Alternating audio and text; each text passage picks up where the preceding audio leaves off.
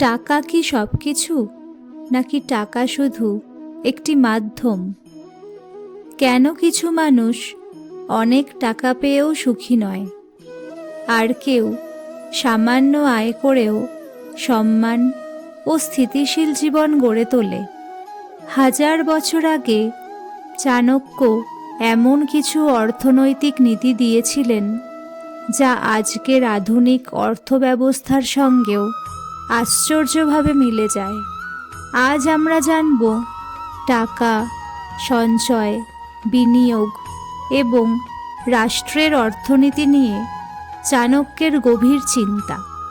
1000 বছর আগে চাণক্য স্পষ্টভাবে বুঝিয়েছিলেন, অর্থ ছাড়া ব্যক্তি, পরিবার বা রাষ্ট্র কেউই স্থায়ীভাবে স্থিতিশীল হতে পারে না, কেউই স্থায়ীভাবে শক্তিশালী হতে পারে না।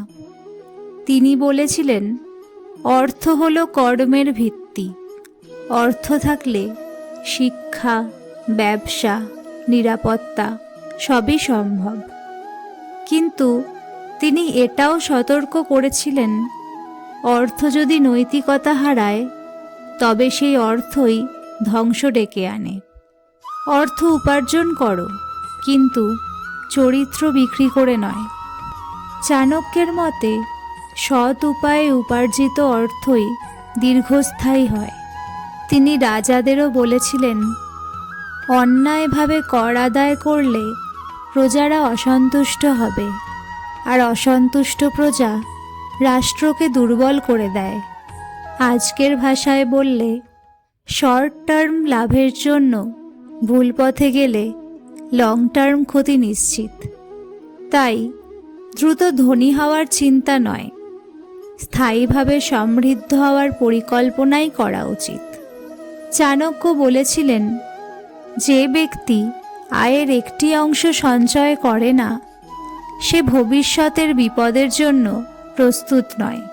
তিনি জোর দিয়েছিলেন, আয় যতই কম হোক, তার একটি অংশ ভবিষ্যতের জন্য রেখে দিতে হবে।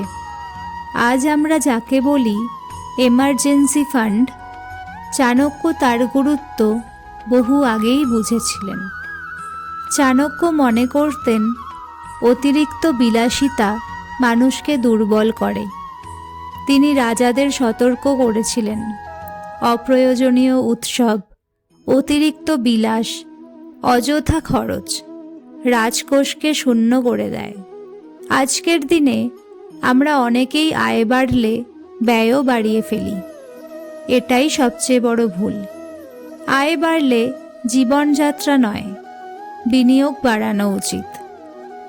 চাণক্যের বিখ্যাত গ্রন্থ অর্থশাস্ত্রতে তিনি বিশদভাবে লিখেছিলেন, কর ব্যবস্থা কেমন হবে, ব্যবসা ও বাণিজ্যের নিয়ন্ত্রণ কি করে হবে, কি করে হবে কৃষির উন্নয়ন, আর রাজকোষের নিরাপত্তা কিভাবে হবে।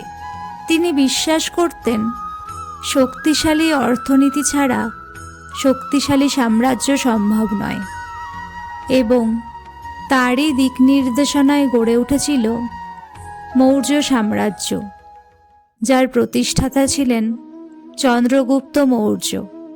ব্যক্তি হোক বা রাষ্ট্র, অর্থনৈতিক শৃঙ্খলা ছাড়া স্থায়িত্ব আসে না। চাণক্যের সবচেয়ে গভীর শিক্ষা ছিল, অর্থ তোমার দাস হওয়া উচিত, প্রভু নয়। যখন মানুষ অর্থের পিছনে অন্ধ হয়ে যায়, তখন সে নিজের মূল্যবোধ হারিয়ে ফেলে। কিন্তু যখন মানুষ অর্থকে নিয়ন্ত্রণ করে, তখন অর্থ তাকে স্বাধীনতা দেয়। টাকা তোমার জীবনের একটি অংশ, পুরো জীবন নয়।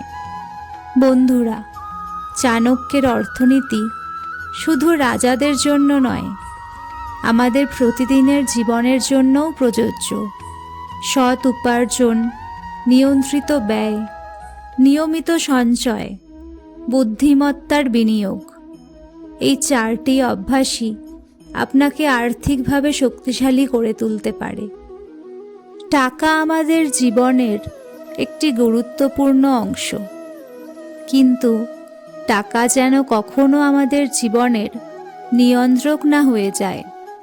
চাণক্য আমাদের শিখিয়েছেন সৎ উপার্জন, নিয়ন্ত্রিত ব্যয় এবং বুদ্ধিমত্তার সঙ্গে অর্থ পরিচালনাই প্রকৃত সমৃদ্ধির পথ। মনে রাখবেন, ধনী হওয়া মানে শুধু বেশি টাকা থাকা নয়, ধনী হওয়া মানে আর্থিকভাবে নিরাপদ ও মানসিকভাবে স্বাধীন হওয়া। আজ থেকেই সিদ্ধান্ত নিন, আপনি টাকার দাস হবেন না, টাকাকে আপনার জন্য কাজ করাবেন। ভিডিওটি যদি ভালো লেগে থাকে তাহলে লাইক করুন, শেয়ার করুন এবং সাবস্ক্রাইব করুন মোটিভেশন বাংলা হাব। কারণ এখানে আমরা ইতিহাস থেকে শিখি জীবনের বাস্তব শিক্ষা। আবার দেখা হবে নতুন অনুপ্রেরণার গল্প নিয়ে। নমস্কার।